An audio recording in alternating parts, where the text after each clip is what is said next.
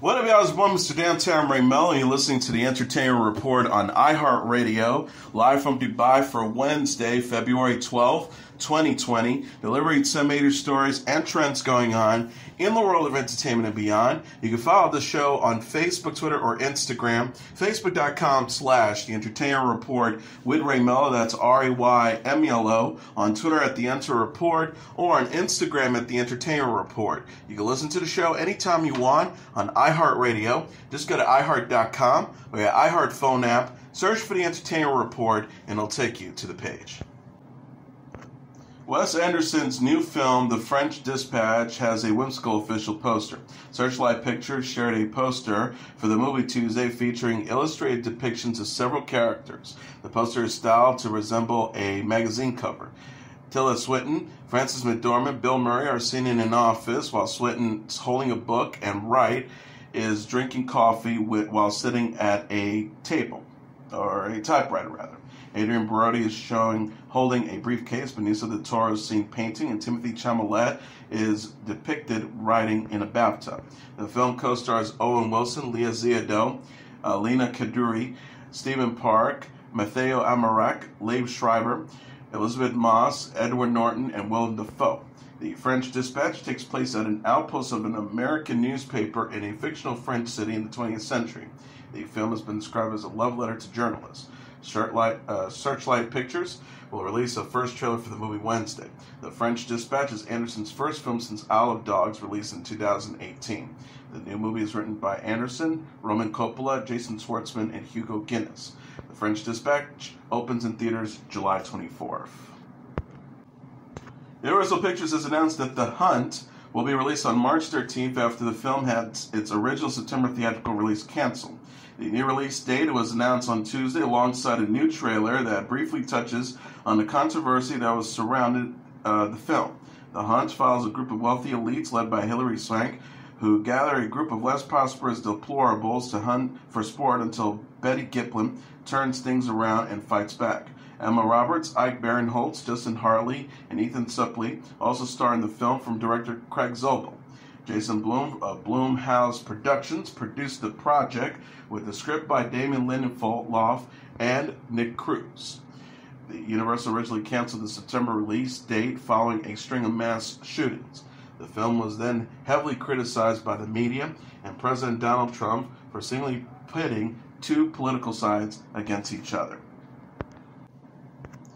Netflix is giving a glimpse of Altered Carbon Season 2. The streaming service shared a trailer for the season Tuesday featuring Anthony Mackie and Takeshi Kovacs, a former soldier turned private investigator. In Season 2, Kovacs has been re-sleeved in a body, played by Mackie, with rapid healing, enhanced reaction time, and other bells and whistles. The character returns to Harlan's world, where he continues his search for his love, Quell Chris Falconer, played by Renee Elise Goldsberry. Kovacs tells Edgar Poe, played by Chris Connor, "I'm still looking for her, and I can't walk away." Tanajida Hideki, played by James Seato, warns Kovacs that his love has turned to obsession. Kovacs and Quell are seen reuniting, but face a new danger in Danica Harlan, played by Layla Lauren. Netflix also released a poster for the season Tuesday on Twitter. The post reads, "Ashes to ashes, dust to dust, hashtag Altered Carbon." Netflix previously shared a teaser trailer featuring Mackie as Kovacs. Mackie replaced Joel Kinnaman, who played Kovacs in Season 1. Altered Carbon is based on the Richard K. Morgan novel of the same name. The series takes place in the future where a person's memories and consciousness can be transferred to a new body known as a sleeve after death. Season 2 starts streaming February 27th. Bravo was giving a glimpse of Top Chef All-Stars LA. The network shared a first look trailer for the cooking competition Tuesday, featuring hosts Padma Lakshmi and judges Tom Chiochilo and Gail Simmons. Top Chef All-Star LA is Top Chef's second All-Star season and features 15 returning contestants from previous seasons. The chefs will face tough challenges as they vie for $250,000 in the title of Top Chef. Lakshmi says just because they've done this before doesn't mean they know what's coming. The season features chefs Eric Ajipong, Karen Alkowitz, Jennifer Carroll, Stephanie Kumar, Lisa Fernandez, Kevin Gillespie, Gregory Gourdet, Melissa King, Jimmy Lynch, Brian McCullarkey, Nini Nguyen, Joe Sato, Angelo Sosa, Brian Vittitaglio, and Lee Ann Wan. Top Chef All-Star LA is the 17th season of Top Chef. The previous All-Star season, Season 8, was filmed in New York. Top Chef All-Stars LA premieres March 19th. Odette Annable has signed on to star in the ABC's upcoming 30-something sequel pilot titled 30-something Else. Annable will be featured as Jenny Stedman, the daughter of original series stars Melo Harris, who plays Hope, and Ken Olin, who plays Michael. The actors join a cast that also includes Chris Wood as Leo, the younger brother of Jenny. Both Annable and Wood starred together on Supergirl. Harris and Nolan will appear in the sequel in supporting roles alongside fellow original stars Patricia Wettig and Timothy Busfield. The pilot will focus more on the children of the original characters. 30-something initially aired from 1987 to 1981 and won 13 Emmy Awards, including Best Drama. Original series creators Marshall Herkowitz and Edward Zwick are executive producing and penning the screenplay for 30-something Else, with Zwick also set to direct.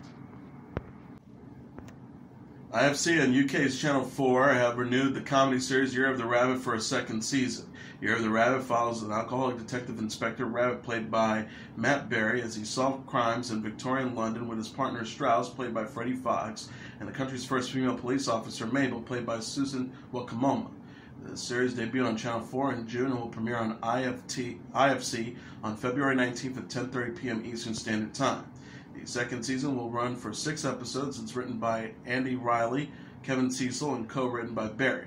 Barry said in a statement, "I'm looking forward to Inspector Rabbit returning back to our scene to fight crime in the past. This time he deals with all sorts of unearthly forces, including the royal family. Victorian London is presently very much where it is at." The head of comedy at Channel 4, Fiona McDermott, said, "Year of the Rabbit is one of the most glorious, gutsy, and audacious comedies on television, made by a fantastic cast and crew who relish every detail. We're thrilled to welcome it back. Here's some more absurd capers in the dark underbelly of Victorian London." Harrison Ford discussed on Jimmy Kimmel Live why he wanted Han Solo to die in Star Wars and what led to his brief return. The actor said Monday, in reference to how Han Solo died in 2015 Star Wars The Force Awakens, "I figured that his utility had been exhausted, bled out, and I was willing to die for the cause, to bring some gravitas, some bass." Ford would return for one scene as Han Solo, with the character remaining dead in the most recent entry from director J.J. Abrams' Star Wars The Rise of Skywalker. Ford said, "No good deed goes unpunished" about the return, before mentioning that the filmmaker came up with the idea and that he trusted Abrams. Ford will next be seen in The Call of the Wild, based on the Jack London adventure novel of the same name, which arrives in theaters on February 21st. A Cook County, Illinois grand jury on Tuesday indicted actor Jussie Smollett on 6 counts of disorderly conduct for allegedly making false reports to police about an assault last year. The indictment comes after 6 months' investigation by Special Prosecutor Dan Webb. Webb says the grand jury's investigation revealed that Jussie Smollett planted and participated in a staged hate crime attack, and therefore made numerous false statements to the Chicago Police Department's officers on multiple occasions, reporting a heinous crime that he, in fact, knew had not occurred.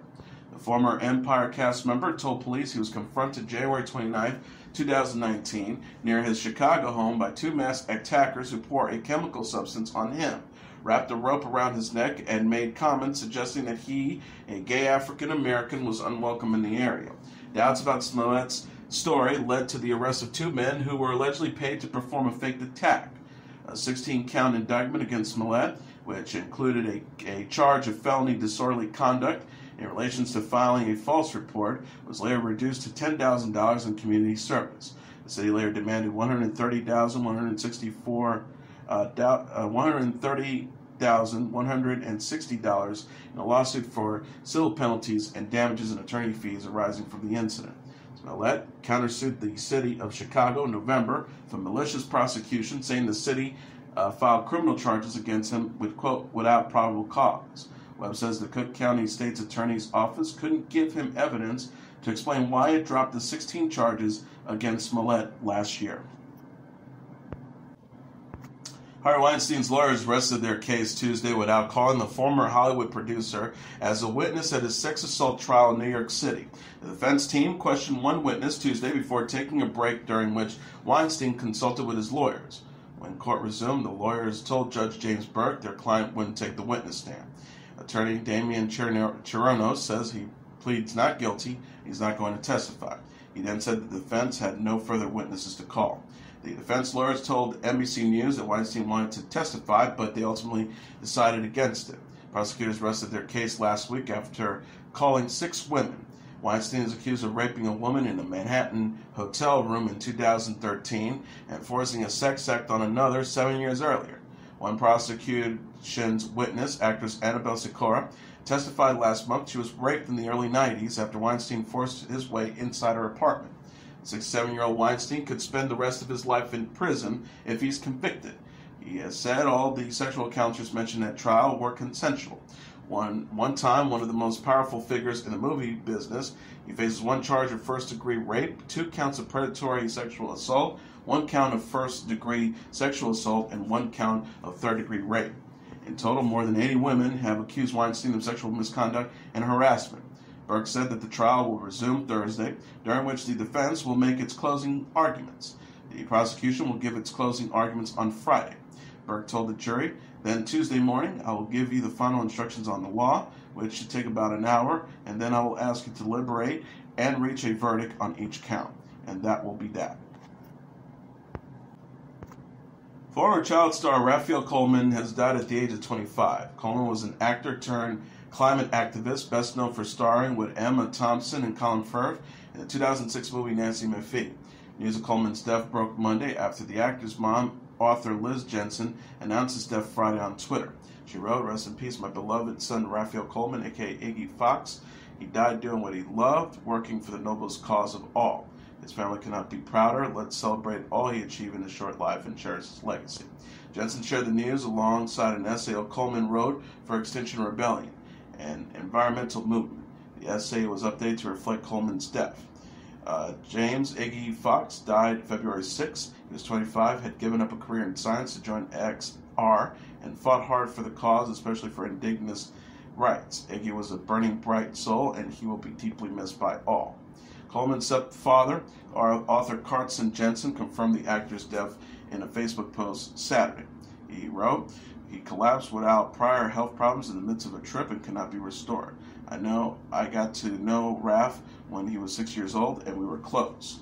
Coleman also appeared in the films It's Alive and The Fourth Kind, both released in 2009. The Deftones are going on tour in 2020. The band shared plans Tuesday on Twitter for a new North American tour featuring Gojira and special guest Poppy.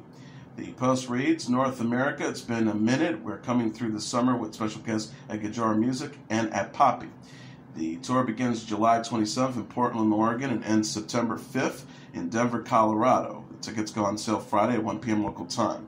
The Deftones released their 8th studio album, Gore, in 2016, and is working on a new album. Frontman Chino Moreno discussed the project in an interview with NBC7 San Diego in October.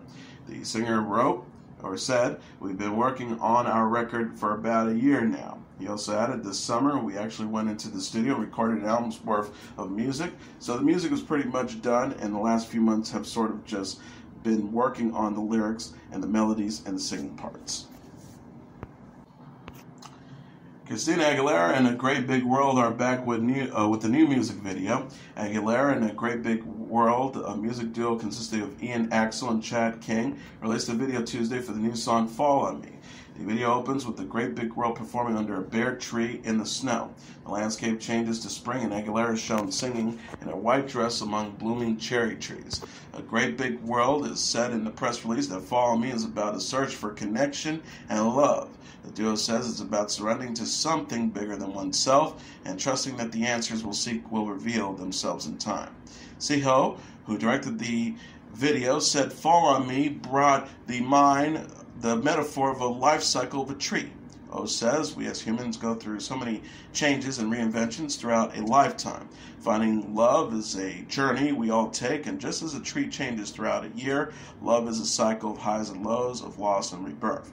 I wanted to create a visual that conveys that idea. Fall on Me is expected to appear on A Great Big World's forthcoming self-titled album. Aguilera and A Great Big World previously collaborated on the 2013 song Say Something.